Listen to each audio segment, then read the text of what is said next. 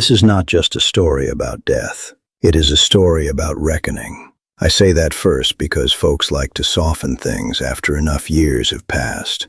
They call them tragedies, as if sorrow came down from the sky by itself, as if no hands were involved, as if a whole town did not stand in the dust and hear the music playing while a girl's life was being torn in two.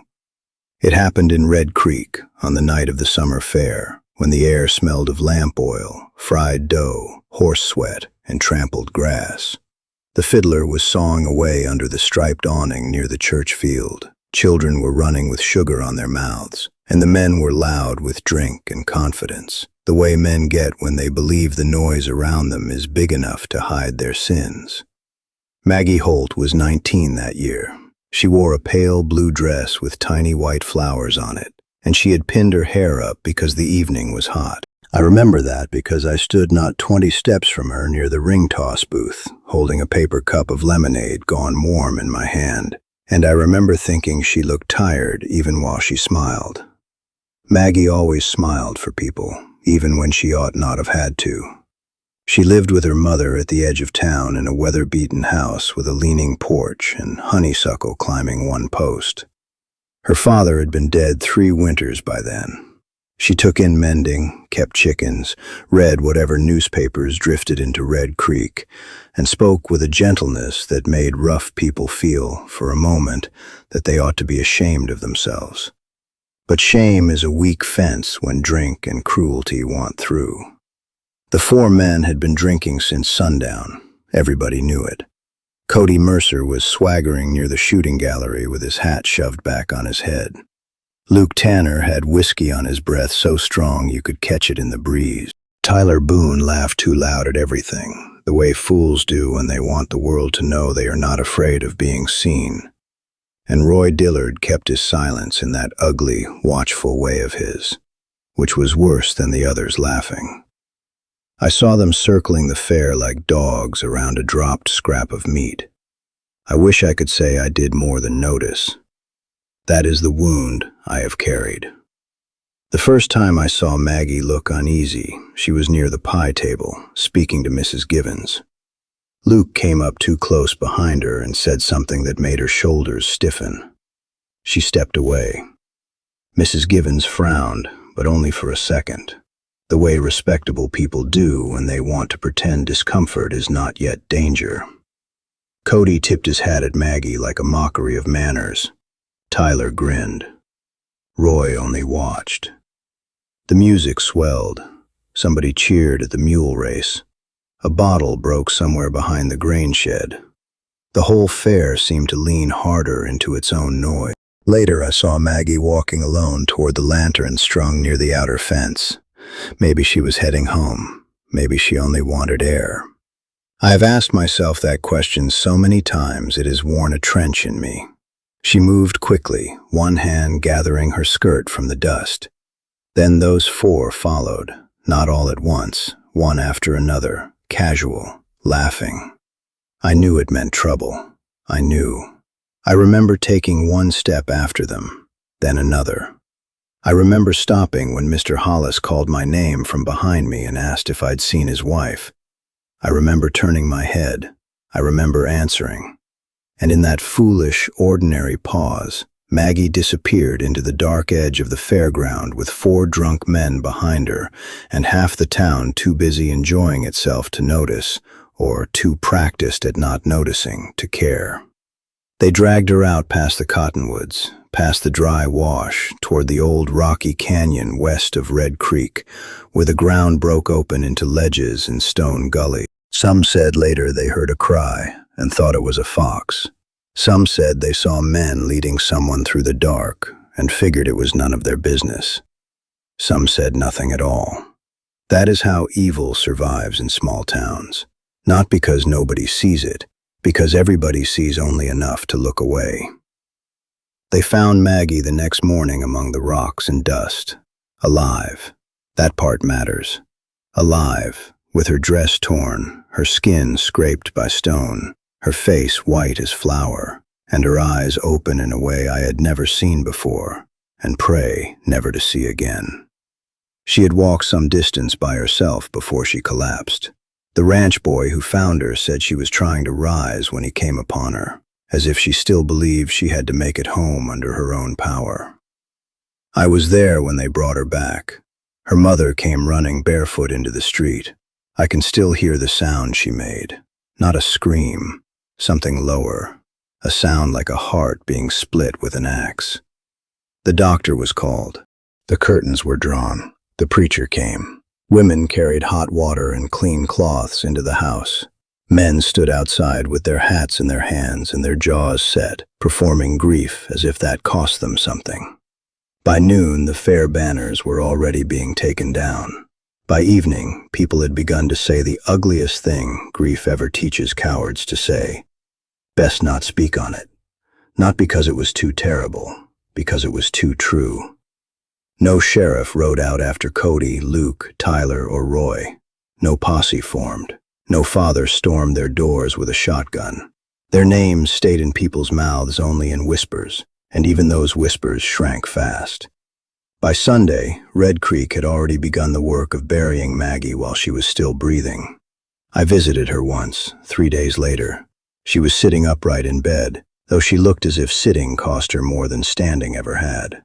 The room was dim and smelled of vinegar water and wilted flour. Her mother had stepped out to fetch broth.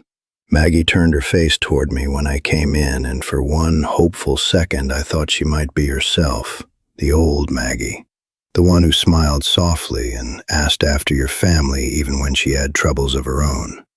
But that girl was gone somewhere I could not follow. Her eyes met mine and did not accuse me.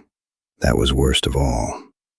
"Everyone knows," I whispered, because I did not know what else to say. She looked down at her hands in her lap. They were folded so tightly the knuckles shone pale. "No," she said. Her voice was quiet, cracked, not angry, not even bitter. "They know," she said, "but they won't carry it." I had no answer for her then. I have none now. After that, Red Creek returned to itself with a speed that should have damned us all on the spot. The blacksmith still hammered iron. The church bell still rang on Sundays. Women still hung laundry in the sun. Men still spat tobacco in the road and talked cattle prices. Cody still drank at Miller's. Luke still laughed from the porch of the Mercantile. Tyler still rode his bay gelding through town like nothing had touched him. Roy still stood in shadows and said little. And Maggie, though she kept breathing, had already been left behind. That was the beginning, not of her suffering, of ours. By the end of that week, Maggie could walk from her bed to the porch, though each step looked borrowed from a body that no longer trusted the ground. She moved slowly, with one hand against the wall or the back of a chair, and when people spoke to her, she answered as if their voices had to travel from very far away before they reached her. I saw her once from across the road, standing in the doorway at dusk while the light went thin over Red Creek. Her mother was beside her, pretending to shake out a tablecloth. Maggie stared past the fence posts, past the lane, toward the west, toward the canyon no one named anymore. The town had already begun its uglier work by then. Not justice, not mourning, arrangement. Women lowered their voices when Maggie entered a store, then raised them again once she passed. Men took off their hats and spoke of sorrow, but never of guilt. Folks said she ought to rest, ought to pray, ought to keep to her home until talk died down, as if talk were the wound and not what had been done to her. The preacher called it a trial. The doctor called it nerves. Mrs. Givens called it a sadness that time would ease. And the 4 men who had dragged her into the rocks kept walking our streets in daylight, still flesh, still laughing, still free. That was the part that broke something in me for good. I had always believed evil announced itself with thunder. I thought wicked men would look marked somehow, that a town would rise against what it plainly knew. But Red Creek did no such thing. It shifted, settled, protected itself. Cody's father said no decent family should ruin 4 young men over a wild accusation. Luke swore Maggie had gone willingly and changed her story after. Tyler smiled with split lips and said nothing worth repeating. Roy denied everything in a voice so flat it frightened me more than shouting would have. And because they were known boys from known families, because they had eaten at our tables and worshipped in our church, because people feared scandal more than sin, the lie took root faster than the truth ever had a chance to. Maggie heard it all.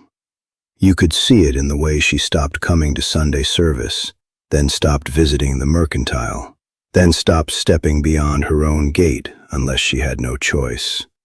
Children were called inside when she passed, not because she had done wrong, but because mothers did not know where to place their own discomfort. Men who should have looked at the dust in shame instead looked at her too long or not at all. Once, outside the post office, I heard Mrs. Potter say Maggie ought to go stay with kin until the town forgot. Forgot. As if forgetting were mercy. As if memory belonged to the innocent and not the guilty. I took eggs to the Holt house one afternoon in August. I told myself I was being useful. That is another coward's trick. Maggie answered the door herself. She was thinner. Her collarbones stood out like the handles of a cup. There was a bruised yellow shadow still faint at her temple, though most of the hurt had gone where no eye could measure it. "You needn't bring things," she said. "It's only eggs." "I know what it is." Her voice was not sharp. That would have been easier to bear. It was tired. Tired in the marrow. I asked if she was sleeping. She almost smiled at that, but it never reached her face. "When I do," she said, "I wake up there." I could not speak. She looked past me to the road, where a wagon was creaking by, ordinary as any other. "They kept the music going," she said softly. "Did you know that?" While I was screaming, they kept the music going. I do not remember leaving her porch. I only remember standing in my own kitchen later, holding the edge of the table until my hand hurt, because I had been there that night, under the lanterns, with the fiddle singing and the crowd laughing, and I had let the noise mean safety. Summer turned cruel after that. The heat thickened. Flies gathered at every window screen in town. The creek shrank to a ribbon between cracked banks. Dust clung to hems and cuffs and the inside of a person's mouth. Maggie grew paler. Her mother aged 10 years in 1 month. And Red Creek, having failed her once, went on failing her in all the small face. The first strange thing happened 5 nights after we buried Maggie, when Benjamin Mercer rode into town after midnight, white-faced and shaky. Most folks knew him as Cody, but his mother had named him Benjamin, and in fear, a person tends to return to the name first given him. He banged on the door of Miller's boarding house hard enough to wake 3 rooms and swore he had seen Maggie standing by the dry creek bed west of town, exactly where the moonlight caught the chalky bank and turned it the color of bone. At first, nobody believed him. Men who drink hard and sleep little are always seeing one thing or another in the dark. That is what Mr. Miller said. That is what I might have said myself if I had not looked at Benjamin's face and seen something truer than drunkenness there. He was filthy with dust, though his horse was lathered as if he had barely touched the reins. His hands would not stop trembling. He kept wiping them on his trousers like he had touched something cold and could not get rid of the feeling. "She was barefoot," he said. "She was standing in the creek bed looking up at me." Mr. Miller told him to hush. Benjamin shook his head. I called her name. That silenced the room. Because up to then he had never once said her name aloud. He had called her a liar, a fool girl, trouble. He had done all the things guilty men do when the truth keeps breathing near them. But now he stood in lamp smoke with his mouth working like a broken hinge and said Maggie, as if the word itself had teeth. "What did she do?" I asked before I could stop myself. He turned toward me, and I saw there were tears on his face. Not weeping, terror.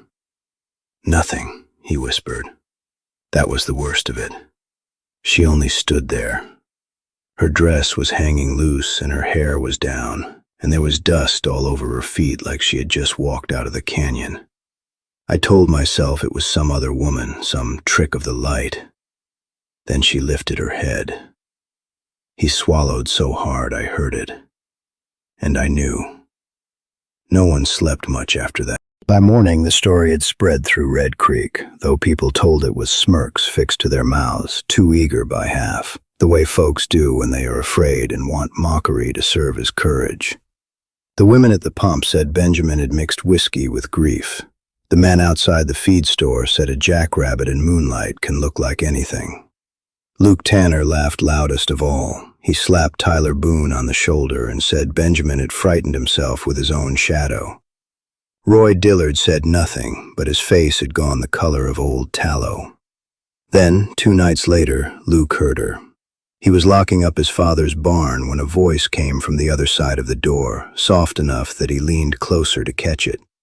He told this later only because by then fear had begun to pry confession loose from men who had once thought themselves stone. He said the voice did not call his name the first time. It only said, "Let me in." He thought it was a woman from town playing some foolish trick, so he lifted the lantern and stepped nearer. Then the voice came again, not loud, not mournful, not wild, just tired. "Please," it said, "don't leave me out here." He knew that voice. He told himself he did not. He reached for the latch anyway, perhaps to prove to himself there was nobody there. But before his hand touched iron, the horse inside the barn began to scream and kick, a sound so violent the whole frame shook. Luke stumbled backward. When he yanked the door open at last, there was no woman outside, only dark yard, blowing dust, and the lantern light falling across the threshold.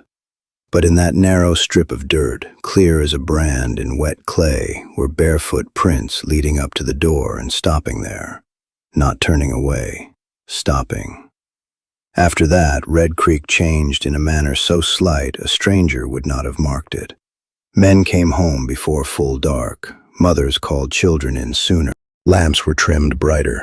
Folks no longer said Maggie's name carelessly, because saying it at all had begun to feel like opening something. And beneath all the muttering about nerves and bad sleep and guilty minds, another understanding moved quiet as groundwater. This was no longer only fear returning to trouble 4 men. Something patient had risen with Maggie from the silence we had buried her in, and it had come back to make us hear what we had refused to hear while she was. Tyler Boone was the next to go, and his punishment came in broad daylight, where no man could blame whiskey or dreams. He rode west at noon, swearing he would prove the whole town foolish, swearing there was no ghost in Red Creek and no judgment but what living men dared carry out. By evening, his horse came back alone, foam-dried and wild-eyed. We found Tyler at first light in the rocky canyon, not dead, though death had already put one hand on him. He was wedged beneath a shelf of stone where Maggie had been found, both legs broken from a fall no one saw. His fingers torn raw to the nail as if he had clawed the rock for hours trying to drag himself free. There was blood on the stone. Dust packed his mouth, and every time he opened his eyes, he begged us not to leave him there alone. He lasted until sundown. The whole day he raved with fever, though the doctor swore no fever was in him. Sometimes he cried for water. Sometimes he shrank from the empty corner of the room as if someone stood in it, waiting. Once, just once, his voice changed. It went small as a child's. He said, "I told her nobody would hear." Then he began to scream so hard the window glass shook, because in his telling, she had started walking toward him out of the dark of the canyon, slow and limping and covered in dust, not to strike him, not to curse him, only to ask him why. He died with that question in his ears. After Tyler, Luke Tanner tried leaving town. He packed before dawn, hitched his bay mare, and headed north without telling his father. By noon, he was back, white as linen and half senseless. He said every road bent him home. Every turn he took led him again past the Holt house, where Maggie's mother sat on the porch in black, not looking up. He tried the East Road, the river crossing, even the old trapper's track by the cottonwoods. Each time he ended in Red Creek with the horse shivering under him and the same voice at his shoulder saying, soft as moth wings, "Please, don't leave me out here." On the third night, he locked himself in the barn with both lanterns lit. Near morning, the horses kicked through their stalls. Men ran to the noise and found Luke crushed against the door, eyes open, one hand stretched to the latch as if he had been trying at last to let someone in. Roy Dillard held out longest. Silence had always been his shelter. He still denied her, still sat straight-backed in church, still walked the street with that flat, dead look, as if refusing a thing might kill it. But guilt is a patient hunter, and whatever followed Maggie had no need to hurry. Roy stopped sleeping, then he stopped speaking altogether. Then one cold evening in October, he rose from his supper table, walked past his own wife, and went west on foot while the sky burned red behind the ridge. I followed with others when we realized where he was bound. We found him at the canyon after dark, standing at the edge of the hollow where Maggie had lain. He was talking to someone we could not see. "No," he kept saying, "not again, not the dark." Then he stepped backward as though driven by a hand on his chest, stumbled, and fell into the cut below. When we climbed down to him, he was alive for only a minute or two, long enough to grip my sleeve with a strength that shocked me, long enough to whisper, "She was still breathing." That was the confession Red Creek had buried. Benjamin Mercer, called Cody by every man who drank with him, was the last. He did not die quickly. For 6 nights he saw Maggie by the dry creek bed, always farther off, always looking back over her shoulder as if expecting him to follow. On the 7th, he did. We found him at dawn on his knees in the chalky wash, hands sunk into the dirt, face lifted toward the pale sky, dead with terror and dust lining his teeth like ash. After that, the town could no longer pretend. Mothers wept openly. Men who had said, "Keep quiet," now lowered their heads when Maggie's name was spoken. The preacher did not call it trial anymore. He called it sin. We put up no monument grand enough to balance what had been done. Nothing could. When I pass her grave, I do not think of revenge. I think of a girl who begged the world to hear her while she still had breath, and of how we waited until her pain came back wearing death before we listened. That is why this is not a story of triumph. It is the sound of Red Creek finally hearing the cry it taught itself to ignore.